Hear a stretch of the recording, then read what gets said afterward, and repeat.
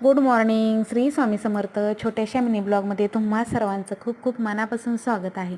तर बघा, सकाळची वेळ आहे आणि दारामध्ये सुंदर अशी रांगोळी काढून घेतली आणि मस्त असं उंबऱ्याचं पूजन. तर बघा, रोजचं दिवसाची सुरुवात जर अशी सुंदर अशी झाली तर दिवस खूप प्रसन्न असा जातो आणि पॉझिटिव्हसुद्धा जातो. तर दिवसाची सुरुवात रोजची माझी अशीच असते. दारामध्ये रांगोळी, उंबरा पूजन, त्याचबरोबर तुळशीची पूजा.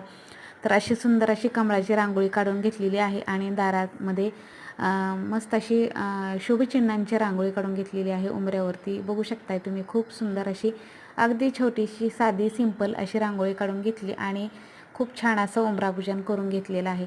त्यानंतर सगळ्यात महत्त्वाचं म्हणजे माझं अन्नपूर्णेचं पूजन. रोजच्या रोज नित्यनेमाने जी आपल्या बागेतील फुलं येतात ना, ती फुलं आणत असते. त्याचबरोबर असं मस्त असं हळदी कुंकू लावून गॅसची पूजा करून घेत असते.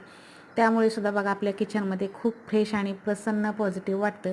त्याचबरोबर एवढी छान अशी सुंदर सुंदर बागेमध्ये आपल्या फुलं आलेली होती. गुलाबाची, जास्वंदाची, पिवळी फुलं.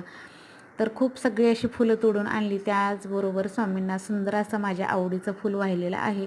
हा कलर इतका सुंदर आहे आणि हे पूर्णपणे झाड जे आहे ना, ते मी फक्त स्वामींसाठी ठेवलेलं आहे.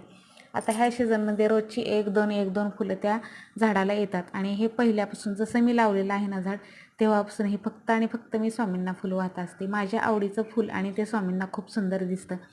तर स्वामींना फूल वाहिलं आणि स्वामींना नमस्कार केला. तर असं दिवसाची सुरुवात असेल तर खूप दिवस प्रसन्न पॉझिटिव्ह जातो. त्यानंतर बघा, देवपूजा करून घेतली. देवांना सुद्धा सुंदर सुंदर मस्त अशी बागेतली आपल्या फुलं आणलेली आहेत ना, तीच वाहून घेते. आता हल्ली काय झालेलं आहे बघा, जसं आपल्या बागेमध्ये फुलांचा बहर चालू झालेला आहे ना, तसं मी एकसुद्धा फुलं ह्या महिन्यामध्ये विकत आणलेलं नाही. फक्त शुक्रवारच्या दिवशी मी फुलं आणत असते जास्तीची, कारण शुक्रवारची माझी दुसरी पूजा असते त्यामुळे. तर एवढी जेवढी फुलं आहेत, रोजची ताट भरून फुलं निघतात आणि सगळ्या देवांना व्यवस्थित अशी फुलं पुरतात पण. आणि देवपूजा खूप सुंदर झालेली आहे.